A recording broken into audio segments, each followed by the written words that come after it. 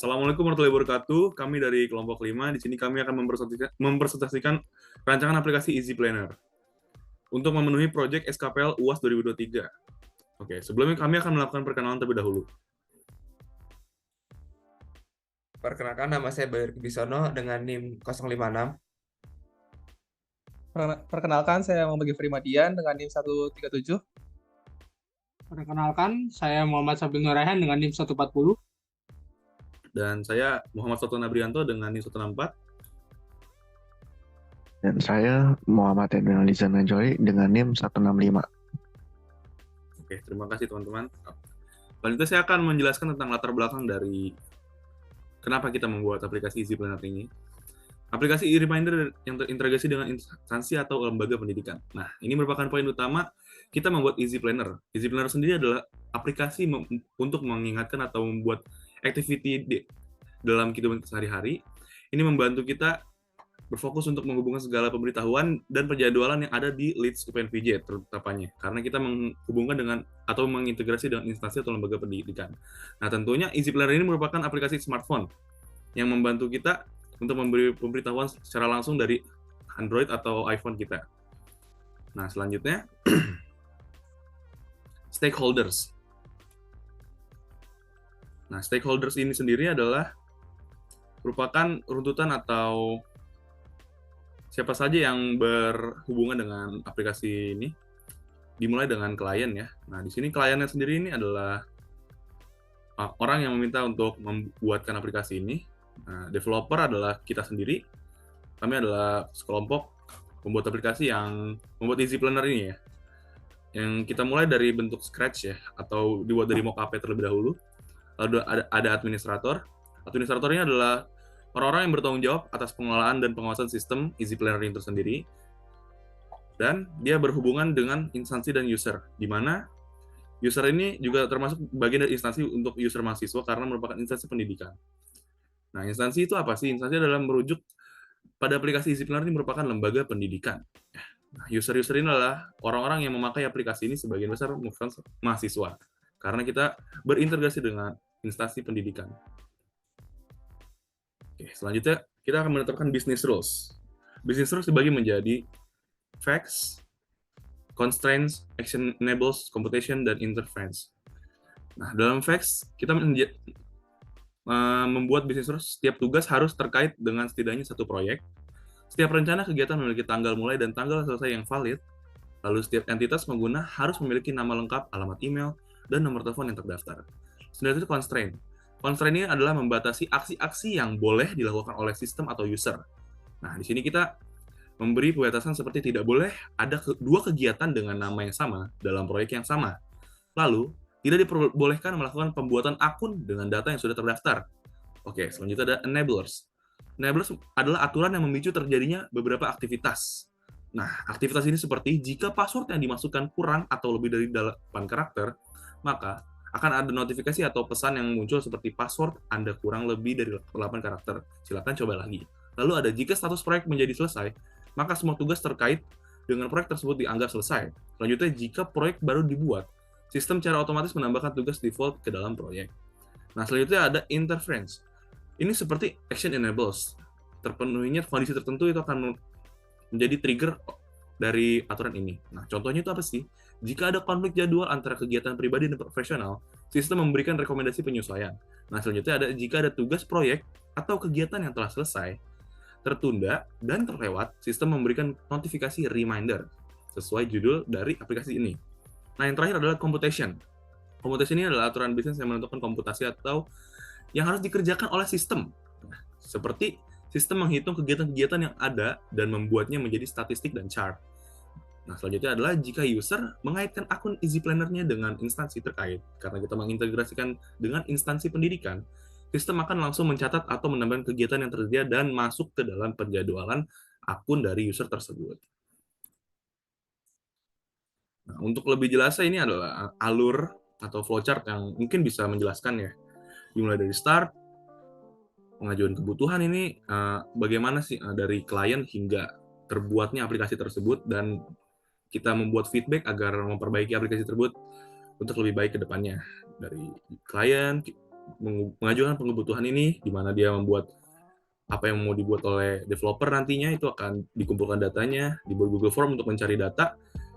Google Form itu diisi oleh user-user atau para pemakai yang berhubungan dengan instansi dan sebagainya. Lalu pengambilan keputusan, dalam pengambilan keputusan ini sangat krusial karena akan mempengaruhi pembuatan aplikasi ke depannya, pengembangan, pengelolaan sistem, integrasi dengan leads tentunya, lalu diambil informasi penting dalam sini dan dimasukkan ke dalam jadwal seperti yang tadi sudah saya mention dalam action enabler dan yang lainnya. Lalu penggunaan aplikasi akan dimintakan feedback dan pembaruan akan terus dilakukan secara berkala. Oke. Nah, tentunya kita memerlukan software interface dalam pembuatan aplikasi ini. Kita membutuhkan basis data, sistem operasi, dan juga library yang mendukung dalam pembuatan aplikasi ini, seperti kalender dan jadwal, library notifikasi dan pengingatan, karena ini merupakan aplikasi pengingat tentunya. Nah, kita tak luput dengan communication interface ya. Apa sih communication interface itu? Adalah antarmuka perangkat lunak yang menjelaskan cara Easy Planner berinteraksi dengan komponen perangkat lunak lainnya, termasuk basis data, sistem operasi, library kalender, dan library notifikasi. Jadi yang sudah tadi saya sebutkan itu dibantu dengan penggunaan HTTPS dan HTTP, email, dan enkripsi data.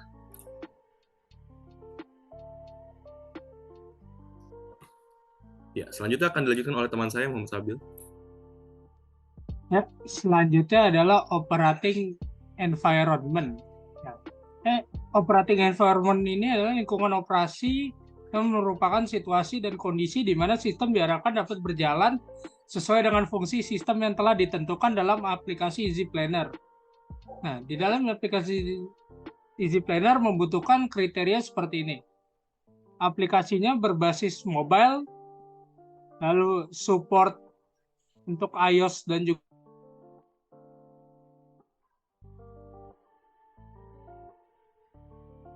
ya.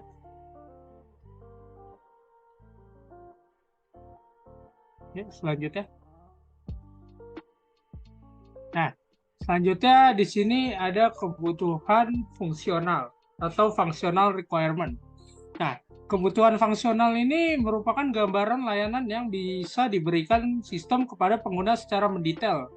Berikut ini yang merupakan kebutuhan fungsional dalam aplikasi sistem Easy Planner.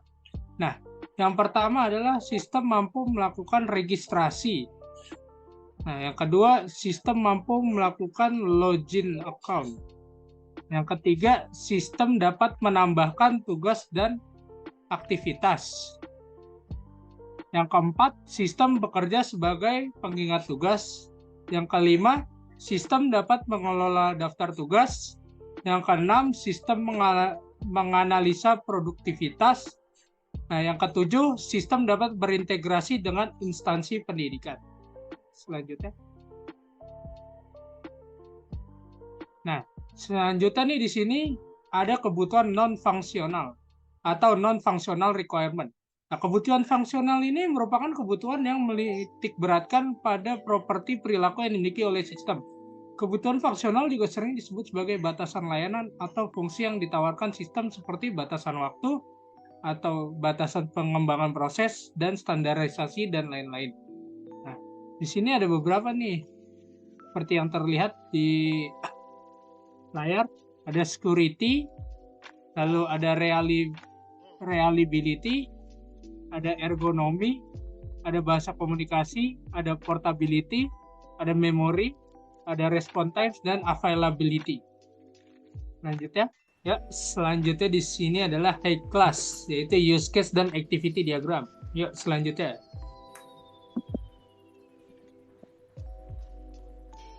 Yep, use case diagram di sini merupakan gambaran atau permodelan dari sistem tentang interaksi aktor dengan berbagai kasus dengan fungsionalitasnya.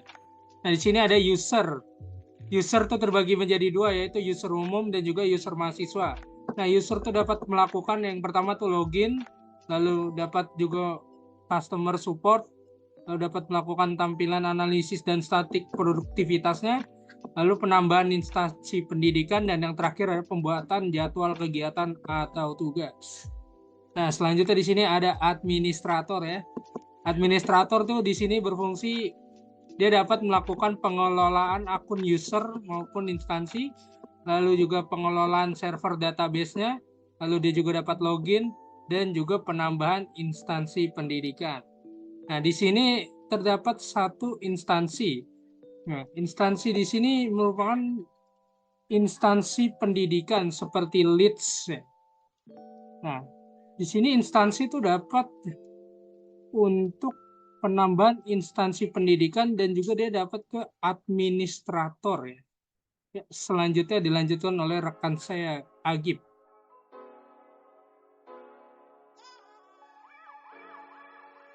Oke, sekarang saya akan menjelaskan tentang macam-macam activity diagram yang kita gunakan di project ini.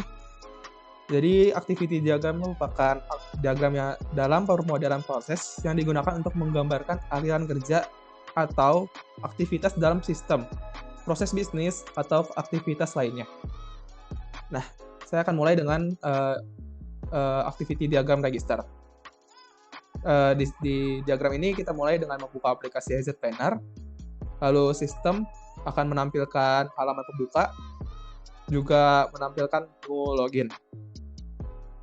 Nah, setelah itu user akan memilih register dan sistem akan menampilkan formulir register.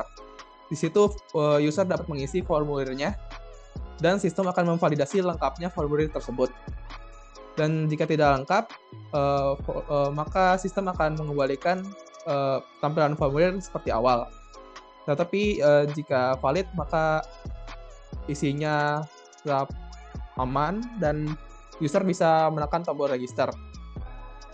Dan setelah menekan tombol register, sistem akan menampilkan menu login. Dan selanjutnya adalah activity diagram menu login. Di sini seperti register, kita memulai dengan membuka aplikasi AZ Planner dan sistem akan menampilkan halaman pembuka lalu menampilkan menu login. Di sini user dapat memilih forgot password dan sistem akan menampilkan tampilan reset password. Di sini user dapat mengisi email, password baru, dan konfirmasi password baru. Atau memilih back dan akan kembali ke tampilan menu login. Tapi kalau user memilih mengisi ketiga tersebut dan menekan submit, maka akan kembali juga ke tampilan menu login. Tetapi kalau user mengisi email dan password, maka sistem akan memvalidasi email dan password tersebut.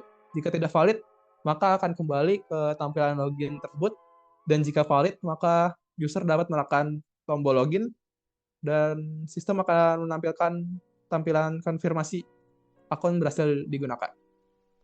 Selanjutnya. Di sini selanjutnya adalah activity diagram login Google. Di sini kita memulai dengan membuka aplikasi AZ Planner dan sistem akan menampilkan halaman pembuka, menampilkan menu login, lalu di situ user dapat memilih lanjut bersama Google dan sistem akan menampilkan menu pilih akun dan user dapat memilih akun yang ingin dipakai. Jika sudah memilih akun, maka tampilan konfirmasi akun berhasil digunakan akan muncul. Tetapi jika user memilih untuk menggunakan akun lain, maka sistem akan menampilkan menu masukkan email atau nomor telepon. Selanjutnya user akan mengisi email dan passwordnya juga memilih selanjutnya. Lalu sistem akan menampilkan menu password dan juga diisi dan pilih selanjutnya. Lalu sistem akan memvalidasi inputan user. Jika tidak valid akan menampilkan menu masukkan email atau nomor telepon lagi. Tetapi jika valid maka akun berhasil digunakan.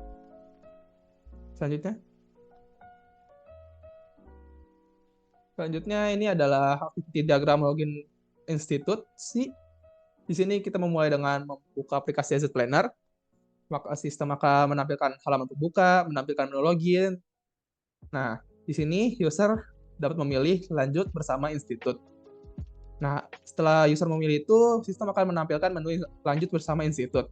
Di situ user dapat memilih institut, isi NIM, isi email, dan isi password. Setelah itu user dapat menekan tombol finish, lalu sistem akan memvalidasi inputan user. Jika tidak valid, maka tampilan menu lanjut bersama logo institut akan ditampilkan kembali, dan jika valid maka akan masuk ke menu user. Ya, selanjutnya. Selanjutnya adalah activity diagram dari menambahkan tugas atau aktivitas. Di sini user memasukkan masuk aplikasi AZ Planner, lalu akan menggunakan login atau register seperti tampilan sebelumnya, dan akan membuka sidebar di home. Lalu sistem akan menampilkan sidebar. Di sini user akan memilih opsi create activity, dan sistem akan menampilkan menu create activity. Di sini user dapat mengisi aktivitas, dan sistem akan memvalidasi lengkapnya aktivitas. Jika tidak lengkap, maka tampilan menu create activity akan ditampilkan kembali. Namun jika valid, maka user dapat menekan tombol save. Lalu setelah user menekan tombol save, sistem akan menampilkan halaman My Remainder yang sudah ditambahkan. Selanjutnya.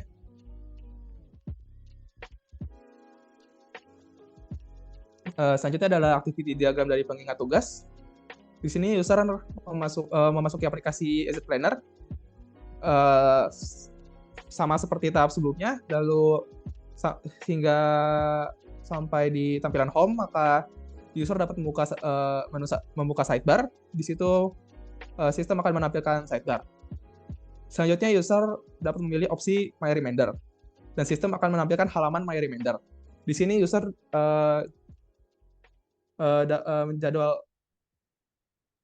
dapat mengaktifkan jadwal pengingat tugas. Lalu sistem akan memberi pengingat tugas.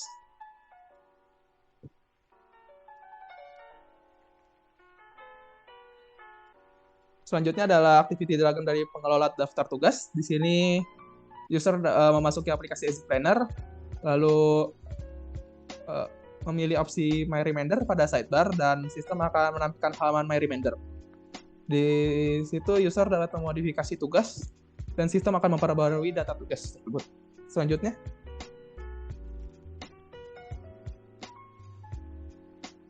Oke, selanjutnya ada activity diagram mengenai analisis produktivitas.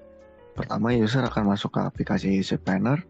Kemudian pada saat user pilih opsi user, sistem akan merespon dengan menampilkan menu user. Lalu sistem akan menampilkan data statistik. Selanjutnya,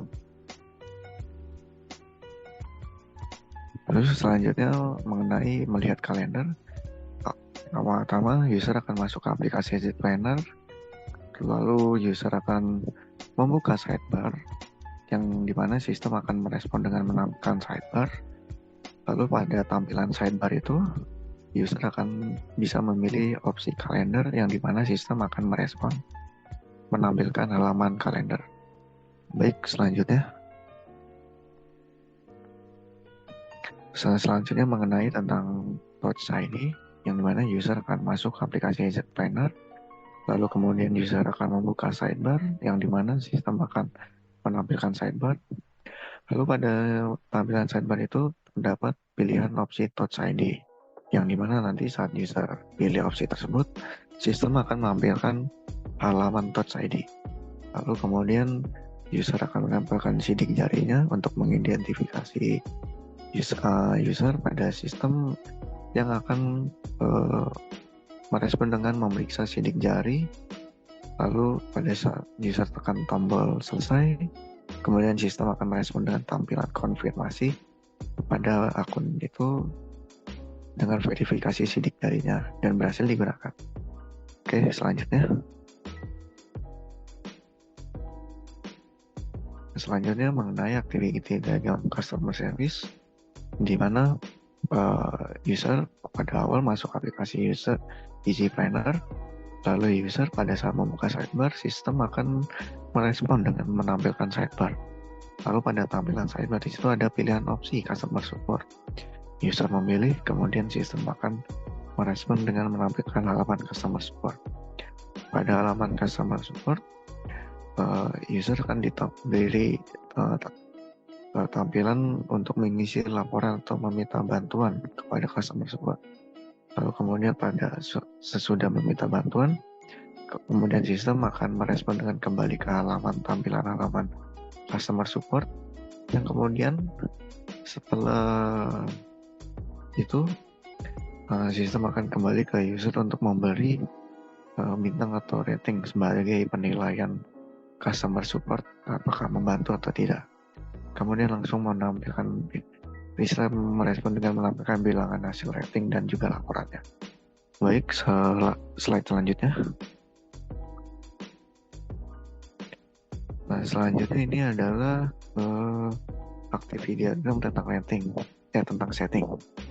Pertama-tama, user akan masuk ke aplikasi Agent Planner, kemudian user membuka sidebar di mana di mana sistem akan merespon dengan menampilkan sidebar. Nah, awal-awalnya di sidebar tersebut ada tampilan untuk pilihan opsi setting. Pada saat user memilih opsi tersebut, sistem akan merespon dengan menampilkan halaman setting. Pada tampilan halaman setting ada berbagai macam aktivitas yang bisa dilakukan oleh user. Yang pertama-tama menekan tanda panah pada time zone, yang dimana sistem akan merespon dengan menampilkan pilihan zona waktu. Lalu pada tampilan tersebut, user bisa memilih zona waktu menyesuaikan di mana mereka berada. Lalu kembali ke tampilan halaman setting, yang dimana tampilan halaman setting user bisa memilih untuk pilihan panah pada yang menu bernama language, yang dimana sistem akan merespon dengan tampilan pilihan bahasa, yang dimana pilihan bahasa tersebut user bisa memilih bahasa yang ingin digunakan pada aplikasi Agent Planner tersebut.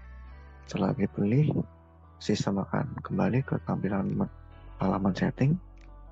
Lalu selanjutnya user pada tampilan setting bisa menuju ke menu kalender, yang dimana sistem akan merespon tampilan jenis kalendernya, yang dimana user tersebut bisa memilih jenis kalender apa yang ingin digunakan pada aplikasi tersebut. Kemudian setelah memilih akan kembali ke halaman setting sistem. Lalu pada halaman setting tersebut sistem bisa melakukan atau menekan pada simbol matahari yang artinya untuk light mode, yang dimana ketika user menekan tersebut sistem akan merespon dan merubah tampilan aplikasi Agent Planner menjadi mode gelap. Lalu ketika user menekan simbol atau logo matahari itu lagi pada saat di mode gelap, kemudian akan kembali pada tampilan awal sebelum tampilan mode gelap, yang kemudian bisa kembali ke halaman lagi ke settingnya. Lalu ada halaman tanda panah pada notification, yang dimana dimana sistem akan merespon tampilan pilihan tambahan ringtone serta on-off notifikasi, yang dimana user bisa menyalakan atau mematikan notifikasi tersebut. Lalu sistem akan merespon dengan menyalakan notifikasi atau mematikan notifikasi tersebut, dan kemudian kembali ke tampilan halaman settingnya. Lalu selanjutnya pada tampilan halaman setting itu user bisa melakukan untuk menekan menit pada default reminder time, yang dimana sistem akan merespon dengan menampilkan pilihan menit. Lalu setelah itu user bisa memilih menit yang diinginkan oleh user. Lalu setelah dipilih akan sistem akan kembali ke tampilan halaman settingnya. Lalu terakhir pada halaman setting, user bisa melakukan tombol reset yang dimana pada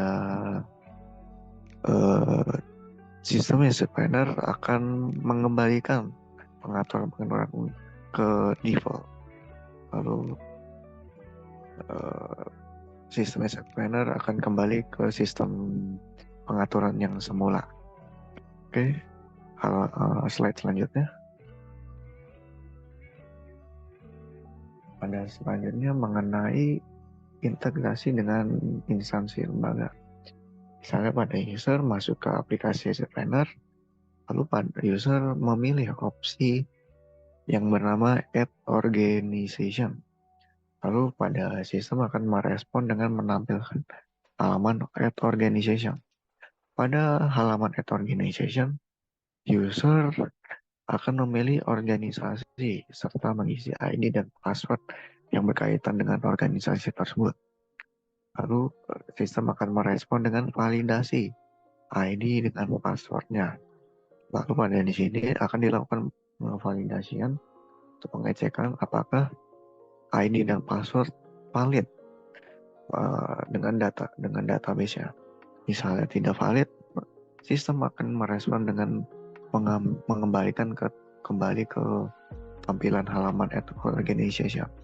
Namun jika validasi tersebut valid, maka user dapat menekan tombol save untuk menyimpan organisasi yang berkaitan dengan user.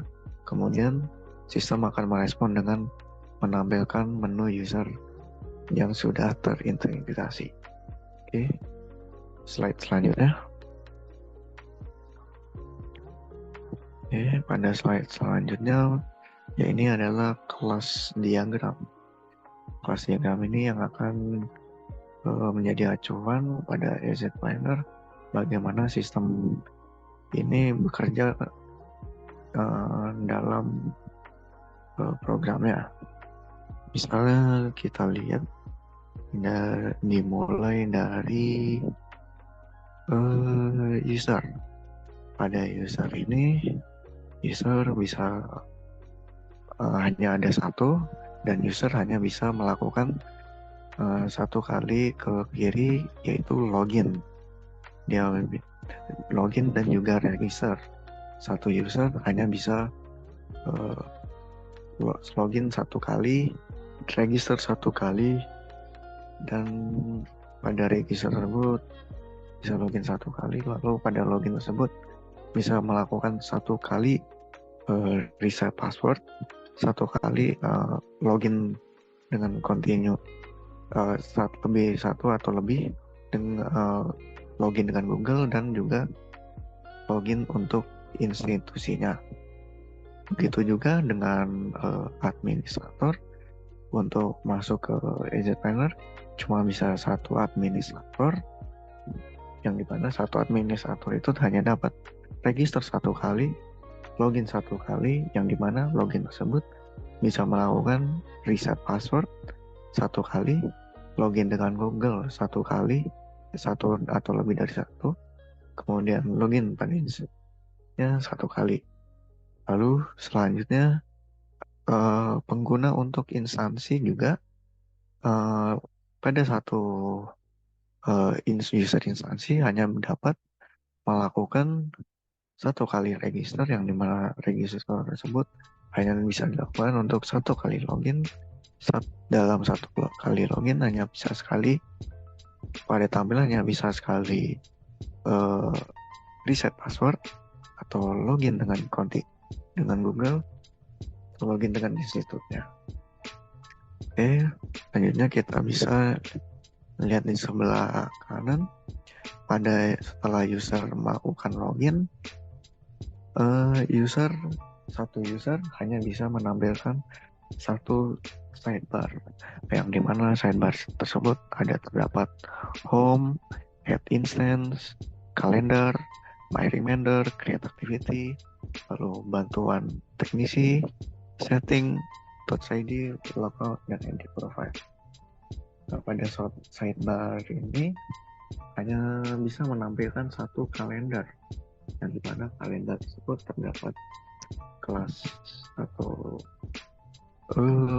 variabel yang bernama activity name dengan tipenya string, lalu activity, lalu kalender, yang dimana di dalam kelas kalender tersebut ada metode select date, select mode, sidebar, edit calendar, search, select year, dan sidebar. Lalu selanjutnya pada sidebar, pada satu sidebar hanya ada satu touch ID, yang dimana touch ID tersebut ada variabel Wagner ID dengan tipe string, yang dimana terdapat metode done. Lalu sidebar tersebut ada pada satu sidebar terdapat satu kelas yang bernama myReminder, yang dimana myReminder tersebut ada variabel activity, list activity, calendar, dan juga time, yang dimana terdapat metode create activity, edit sidebar, edit calendar, search, dan delete. Lalu selanjutnya pada satu sidebar hanya ada satu setting, yang dimana setting tersebut memiliki variabel time zone, language, additional calendar, notification, reminder time, mode, dan about. Lalu di dalam setting tersebut ada metode yang kita sebut dengan sidebar, edit calendar, search, dan juga reset. Lalu selanjutnya sidebar hanya memiliki satu customer support, yang dimana customer support tersebut terdapat variabel pesan dengan tipe data string, yang dimana kelas tersebut memiliki metode send, read, privacy policy, support, sidebar, search, dan juga edit calendar. Lalu selanjutnya pada sidebar hanya memiliki kelas satu create activity, yang dimana kelas create activity tersebut terdapat variabel activity name, priority, calendar, type notification, dan diikuti dengan metode yang bernama save, sidebar, edit calendar, dan search. Lalu selanjutnya ada pada sidebar hanya memiliki satu kelas yang bernama home, yang dimana home tersebut terdapat variabel name, activity, priority, calendar, time, activity, sequence, dan progress, diikuti dengan metodenya yang bernama edit activity, scroll activity, select date, select mode, select year, sidebar, search, dan juga edit calendar. Lalu pada sidebar tersebut juga hanya memiliki satu menu untuk add instance, yang dimana kelas instance tersebut memiliki variabel ID atau email, password, instansi name, dan diikuti dengan metode select instance dan juga save. Nah, begitu juga jika untuk administrator dengan user interface. Nah, user instance yang mungkin yang membedakan adalah pada administrator, di mana ia memiliki kontrol lebih untuk melakukan manajemen account serta manajemen database server. Untuk penjelasan kelas diagram cukup seperti itu. Untuk selanjutnya bisa dilanjutkan oleh saudara Bayu. Ya, di sini saya akan mendemonstrasikan aplikasi dari Easy Planner.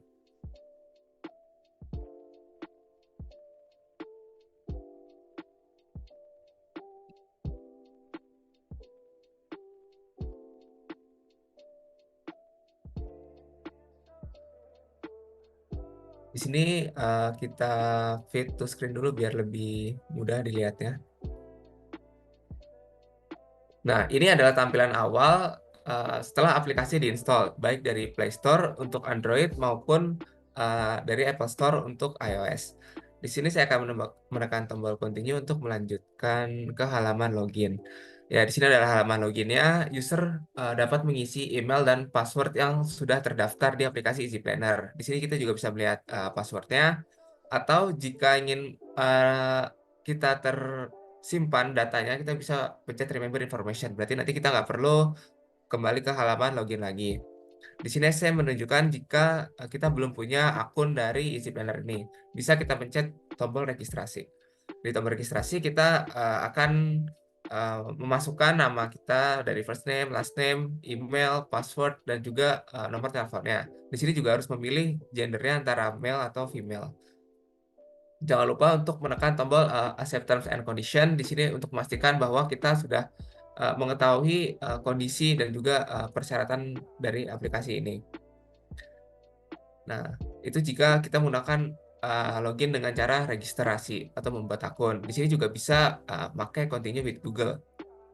Nanti akan muncul tampilan login dari Google. Di sini ada use another account. Di sini masukin dulu emailnya. Di sini dimasukin juga bagian passwordnya. Kalau chat finish nanti kita akan masuk ke tampilan utama. Tapi di sini saya akan menunjukkan dulu jika continue with instance. Di continue with instance kita dapat memilih instansi mana yang mau dari mana instansi kita.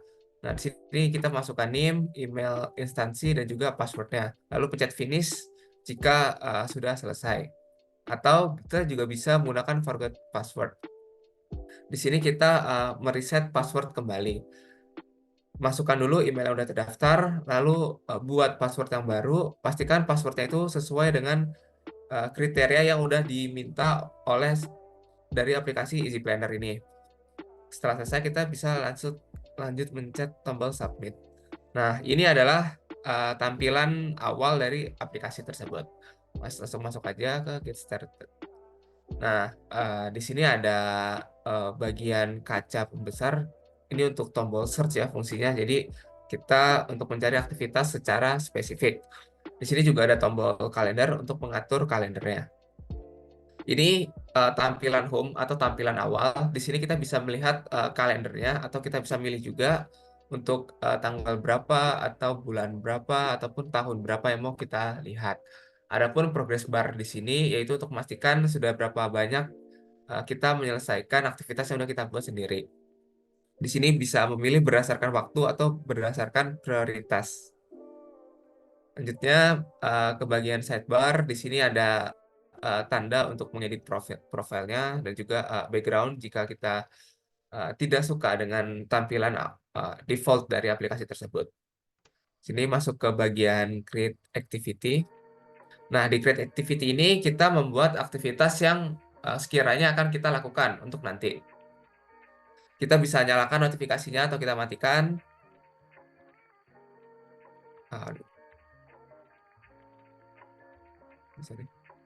Nah, nyalakan atau matikan. Di sini juga bisa kita prioritaskan atau enggak dari aktivitas tersebut, ataupun kita ganti warnanya jika kurang suka dengan warnanya. Lalu pencet save. Nah, pencet save ini nanti akan langsung ke bagian My Reminder yang di sini. Di My Reminder ini adalah aktivitas-aktivitas yang sudah kita buat yang sebelumnya tadi. Atau bisa juga mencet jump to today. Di sini kalau untuk refresh dari aktivitas yang sudah ada, ini tanda plus untuk kembali ke bagian create activity. Jadi saling berhubungan. Di sini ada bagian kalender. Di bagian kalender ini kita bisa melihat sejauh mana aktivitas kita gitu, atau deadline-nya berapa lama. Hijau itu artinya masih on progress. Di sini ada di tanggal 25, yaitu aktivitas Christmas Day. Untuk warna kuning itu almost deadline, artinya tinggal mungkin sekitar sehari atau 3 hari lagi nanti akan berwarna kuning, dan berwarna merah itu untuk udah deadline-nya, jadi hari itu adalah pengerjaannya sudah harus selesai dikerjakan. Tanda lingkaran ini menandakan banyaknya aktivitas yang ada di tanggal tersebut, dan juga lingkaran yang paling besar ini untuk menandakan hari ini atau hari aktivitas tersebut. Di sini ada bagian setting terlebih dahulu. Di bagian ini ada time zone, atau kita mau milih zona waktunya mau yang di mana. Ada language-nya, kita mau milih bahasa apa yang kita gunakan untuk aplikasi ini. Ada additional calendar, yaitu mau kalender apa, yang dari Islam atau Georgian atau Chinese. Ini ada light mode-nya, ini pindah ke dark mode. Notifikasinya bisa kita setting atau kita tambahkan ringtone-nya dari ringtone kita sendiri. Di sini bisa dinyalakan, dimatikan juga. Ada default reminder time, yaitu waktu pengingatnya kapan mau jam berapa di sini. Di sini juga ada keterangan tentang versi aplikasi yang sedang digunakan atau saat ini digunakan. Ini ada reset untuk mengembalikan setting seperti semula atau default setting. Di sini ada add instant juga jika user adalah salah satu mahasiswa atau bagian dari suatu instansinya. Di sini bisa memverifikasi menggunakan name, email, dan juga passwordnya. Pastikan untuk menekan tombol ini yang by agreeing to this, your instance schedule will be saved into Easy Planner, yang berarti nanti segala aktivitas yang ada di bagian leads untuk saat ini ya, karena untuk UPNVJ, nah nanti aktivitas yang ada akan kerekap semua ke Easy Planner. Jadi nanti untuk notifikasi tugas, kalau ada Zoom ataupun ada Google Meet, nanti semuanya akan masuk notifikasinya ke Easy Planner ini. Di sini ada customer support juga. Di customer support ini, kalau kita ingin memberikan feedback pada aplikasinya atau ada pertanyaan yang ingin kita sampaikan ke developernya, ini kita tinggal masukkan aja di bagian text box dan pencet send untuk mengirim.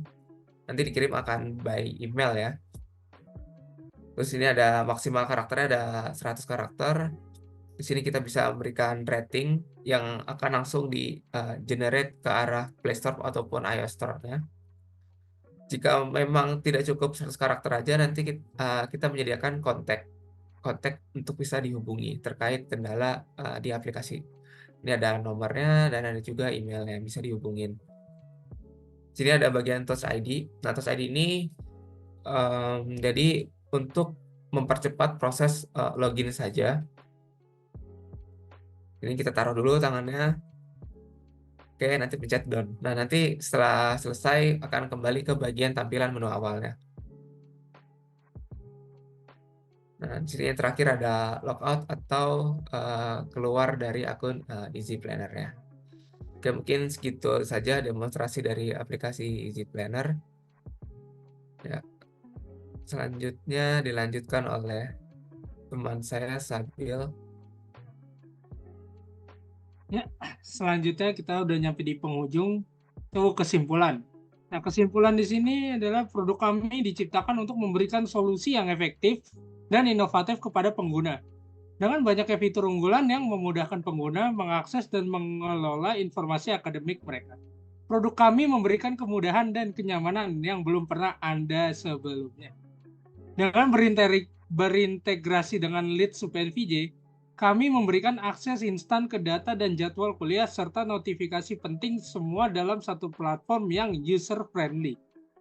Dengan komitmen kami terhadap keamanan dan pengalaman pengguna yang luar biasa, produk kami adalah pilihan utama yang dapat membantu mahasiswa dan staf akademik mengoptimalkan pengalaman akademik mereka. Kami yakin bahwa produk kami akan membantu mencapai tingkat integritas dan efisiensi yang lebih tinggi di lingkungan Leads UPNVJ dan akan terus berupaya untuk meningkatkan pelayanan kami.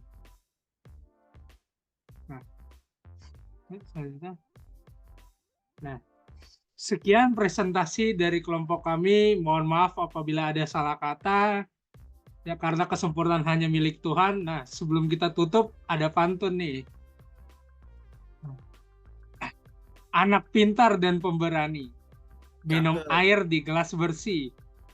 Saya tutup presentasi hari ini. Salam hangat dan terima kasih.